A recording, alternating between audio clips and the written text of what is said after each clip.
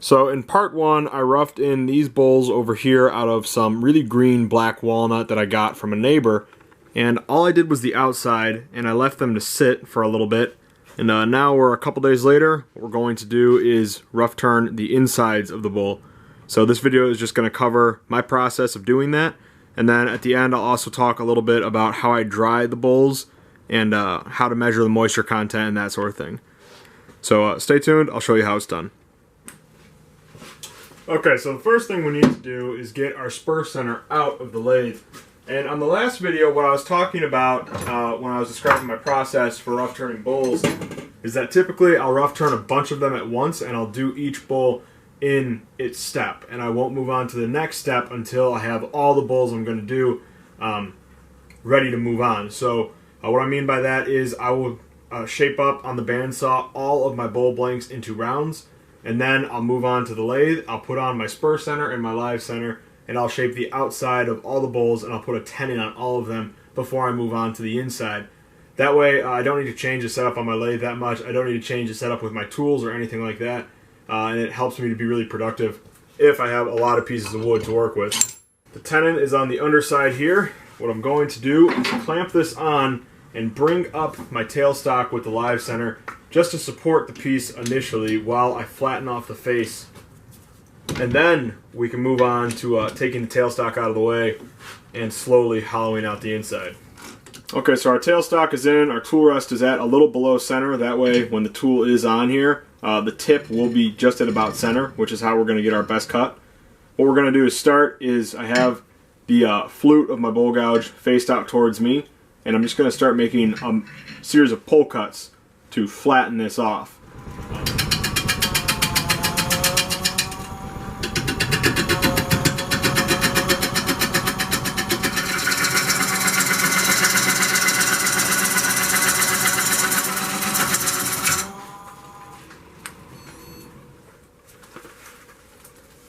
Alright, that's nice and flat. What we're going to do now, pull that away, move our tool rest in, and start working on the inside.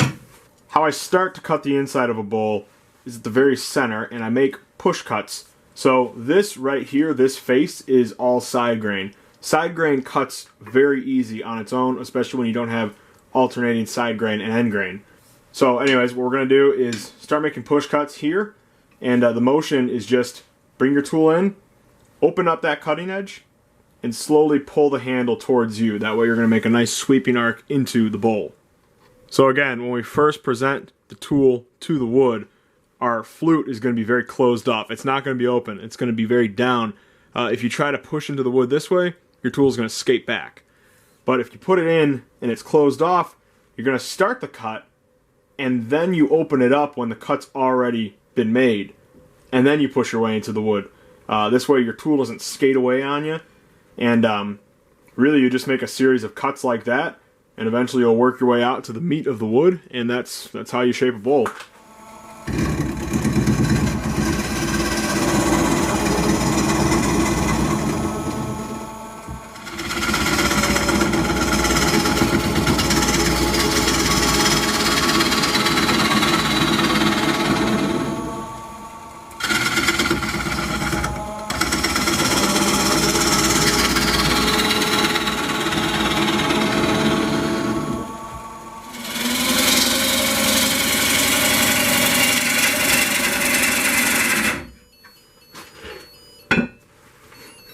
I overpowered the lathe. That's the only complaint I have about this little Nova lathe, is that it is super easy to overpower the little motor. Anyways, this is where we're at with the bowl so far. As you can see, I've started working my way on the inside. That was right where I was making my cut. That's kind of cool. But anyways, we're not quite done yet. We're probably going to leave the walls maybe an inch thick. You want to have enough meat in there so that after the bore is dried and it's warped, you have enough wood left to turn it back into a round. But yeah, anyways, so we're going to fire the lathe back up and keep pressing on. Alright, I just made my last cut on the inside of the bowl, and it's really important. This step right here is the most important thing in rough turning a bowl. You want to make sure that your wall thickness is perfectly even all the way around the curve of the bowl. So to do this, get yourself a set of calipers like these and just adjust them to the width of the bowl here and make sure that it is even all the way around. See that? All the way around the curve, the walls are perfectly even to the bottom of the bowl. This is critical in the way the bowl warps, and if your walls aren't even, it's going to cause the bowl to crack a lot. I'm going to explain that more in detail later on. But anyways, for right now, this bowl is finished and ready to dry. So we'll go ahead and take this out of the chuck. We'll put it on the table and move on to the next one. Before I move on to the next one, I need to put a new edge on my bowl gouge because it's getting a little dull and I'm starting to push my way through the wood instead of cut. I use the David Ellsworth grinding jig, and I put it in this block that has a 2-inch deep hole drilled into it. That way I can always set the tip of the tool 2 inches from the jig. To sharpen it, I've got a low-speed 8-inch bench grinder with CBN wheels on there. These are from Wood Turner's Wonders, highly recommended. This is a 320 grit CBN wheel, so it puts a really razor sharp edge on the tool. And to go with the grinder, I've got your basic one-way Wolverine system. I kind of think this is the standard grinding setup in the wood turning world nowadays. Go ahead and turn the grinder on. You put the jig into the base of the Wolverine system. Touch the tip, don't put any pressure now, and just start to work your way around the tool.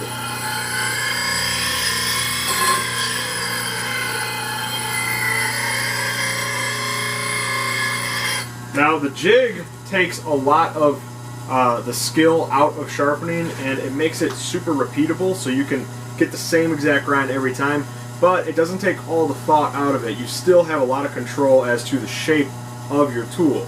So it's not as simple as putting a jig on a grinder and you're going to have a perfect bowl gouge grind.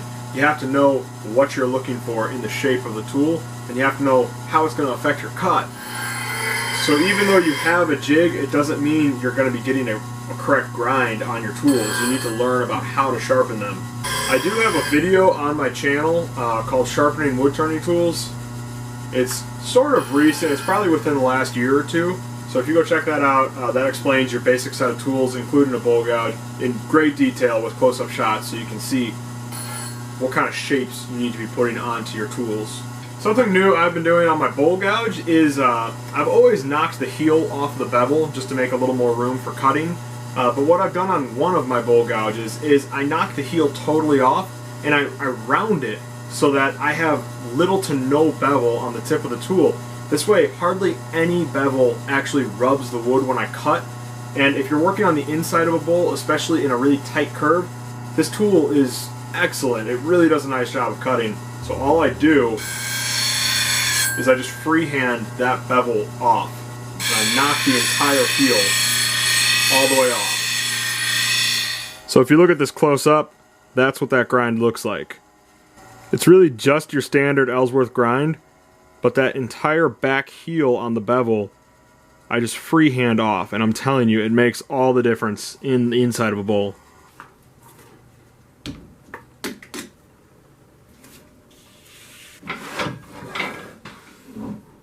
Alright, this one's got quite the wobble to it. This face is super uneven, so we're going to have to start really slow on this one.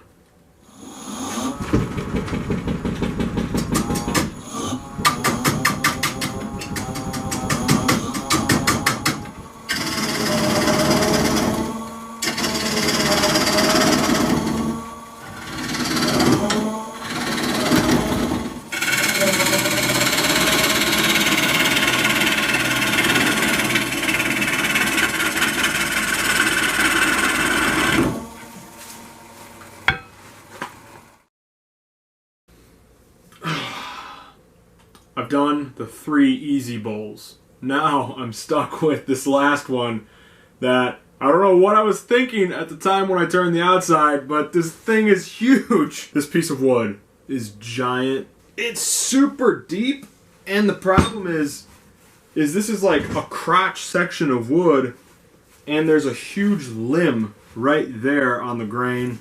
So there's one big knot, and on the other side there's a huge knot right here. And I just know this is going to be a pain in the neck to hollow out.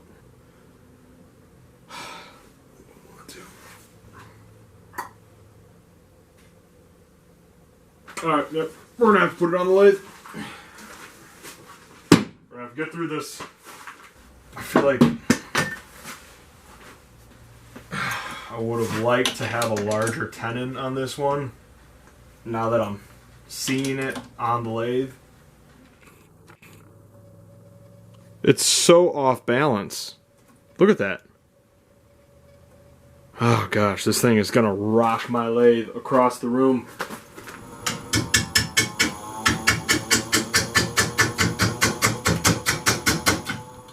This is proving to be a very difficult turn, but the grain is wicked on this thing.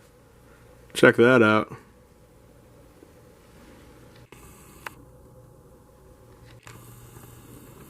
Alright, well, keep going. I know I was just saying earlier in the video that I was worried the tenon might be too small and that it would probably break off. And I swear to God, it just happened. This is exactly what happened on another bowl that I did a number of years ago, and I actually filmed it, and the video is on this channel somewhere. In fact, I'll put it up right now. That same exact thing just happened. I just sharpened up my tool, and I was making my cut, and all of a sudden the thing starts spinning like a wheel on the lathe, but it just starts rolling off. It was hilarious. I'm just glad it didn't go flying, which is also something that happened a lot on this channel. I try to forget these moments, but these things keep me awake at night, you guys. So I could keep going, but I just don't got it in me. I know what I'm gonna do to fix this. My last option is to mount this thing to a faceplate if I can get the foot flattened off somehow. But right now today, I've done all the turning that I care to do right now. So I'm gonna leave this exactly like this until I get a faceplate on here, and we'll get the rest of the inside turned out, because it is a pretty piece of wood. It's too pretty just to throw in the fire pit. Anyways, let's talk about drying your bowls, sealing them, not harvesting, storing them, I guess. We're going to talk about drying your bowls. This is some of the work I've done with this black walnut wood so far. All of these have a nice healthy coat of anchor seal on the outside, just on the end grain of the bowls. This bowl got away from me. As you can see, it's starting to crack rather badly. This is already gone at this point. This bowl's no good anymore.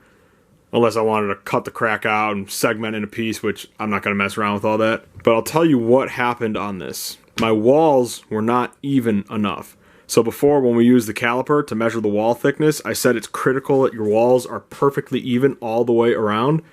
And if they're not, this is what happens, right? Because if you have a thick spot on the wall of your bowl, like let's say the top is thicker than it is at the bottom, those two different spots in the bowl are going to move at different times, because the wood will warp and it will twist and it will move as the moisture content leaves the wood. And the thicker spots are going to move much slower than the thinner spots. So because they're moving at different rates, the wood's going to pull away from each other, and voila, that is the result. Your wood cracks. So again, it's super critical, super important that you get a set of calipers and measure the wall thickness of your bowls and make sure they are even on every bowl that you rough turn. Okay, now as far as storing these goes, this is my lovely chip rack that I got from my old job at Subway. And as of right now, it's being put to good use as a wood storage rack. And these are a bunch of bowls that I have turned over the years. Some of these bowls are like 5 years old that have just been sitting here. Some of them I just turned recently. So what I'll do is, I've got a nice empty shelf down there, and I am going to take all of these and stack them neatly on the shelf.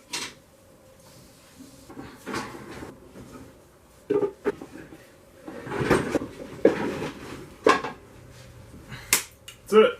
Okay guys, so that's pretty much my process for rough turning bowls. If you have any questions, feel free to comment them down below. I try to respond to as much of those as I can get. Thanks for watching. Please subscribe to my channel, and that's it. That's all I've got to say. Peace out.